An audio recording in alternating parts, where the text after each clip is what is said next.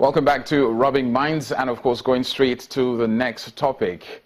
It's no news that we have officially been declared a recession country, but beyond that is the notion that a lot of people believe that recession is actually a definition which states that there's transfer of wealth from one party to another. So to some people, it's the best time to come into the country to invest. It's the best time to start businesses. It's actually the best time to venture into that realm of small, medium businesses. Now, if you look at countries like United States of America, some of the top countries in the world, the economy is run on the strength of their small businesses. In America, for example, half of the workforce are employed by small and medium businesses. So why is Nigeria different? And could this be an opportunity for small businesses to grow in the country? I have Charles Odi with me, who is the ED of SME 100 Nigeria, also a good friend as well. How are you, Charles? Very well. I'm seeing you in a different light now. This is the SME cap you're putting on. Right, the SME cap. Great to have you. Tell us about SME 100 Nigeria, first of all. What's that about? Okay, so SME 100 Nigeria was formed as a company 2 years ago. We were trying to solve a social problem, and we saw the high mortality rate of small businesses in Nigeria. We saw that about 65% or 70% of these small businesses die in the first 5 years of operations.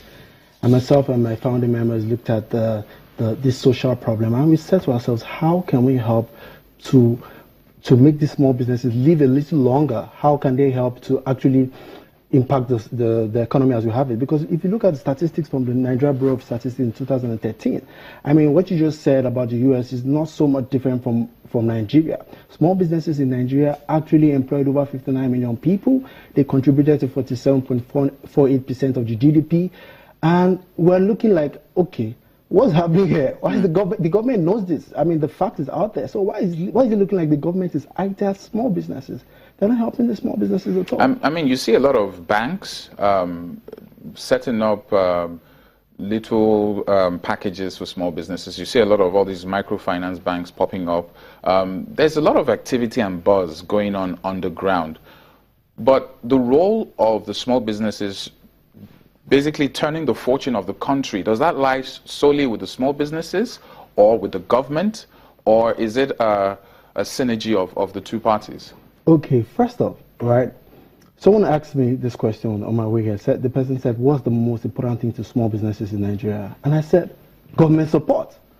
We in SME 100, we help to support these small businesses with access to finance, access to markets, capacity development, mentoring programs, and we create networks for them. But with all this, the government can provide, look at access to finance, for instance. If the government doesn't put an enabling economy for these small businesses to thrive, no matter how much money you give that small business, you just keep going on operational costs. Now, there's this one SME in our network, and she runs a small business, a restaurant, just very close to my office in Lekki. This lady is paying taxes from the water that's leaving the drainage system into the kitchen. She's paying the LASA tax, she's paying the consumption tax, radio license tax, TV license tax. The taxes just don't end.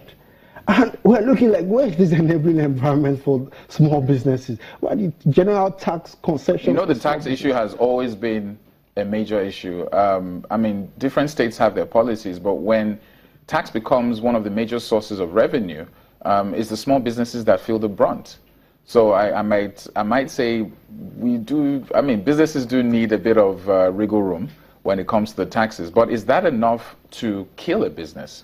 I mean, the taxes... Because sometimes you find out that those who want to do the business have not actually done a lot of the homework. Some people just kick it off without necessarily having a plan, or it's an idea and they just start it off, and the slightest hiccup, they pack up and they go. Okay, so we say to small businesses, you need to have two things before you go in. You need to have a skill and a market. One without the other spells for a disaster, right? You look at the skill and you look at who the target market is. Who are you going to sell this thing to? Who are the niche? Who are the people who are going to buy this product from you? And you look at the market. Is the market ready for it? Is the market going to do this? Now, if the customer or the small business has skilled through this and is already in business, one of the things that can kill and crumble the small business is actually government infrastructure.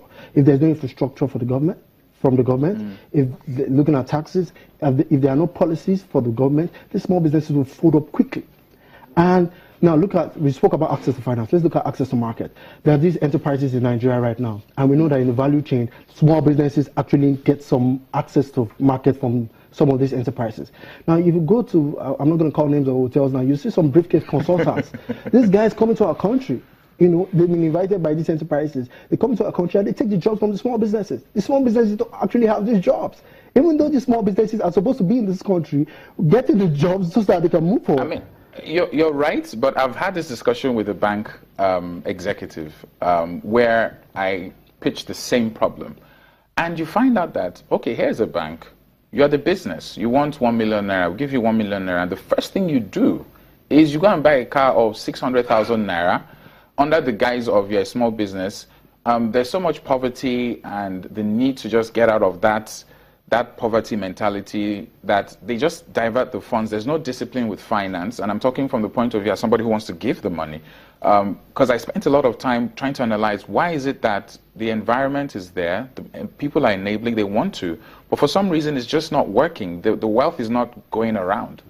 Okay, so for the banks, for instance, the banks will not invest in anybody who's a startup. Yeah. Because to them it's in the entertainment industry, this story is from now till forever, where they cannot literally quantify. It's just recently that maybe the Nollywood and some of the entertainment industries are now beginning to have a form of structure. We can say that X amount is made in the box office or whatever.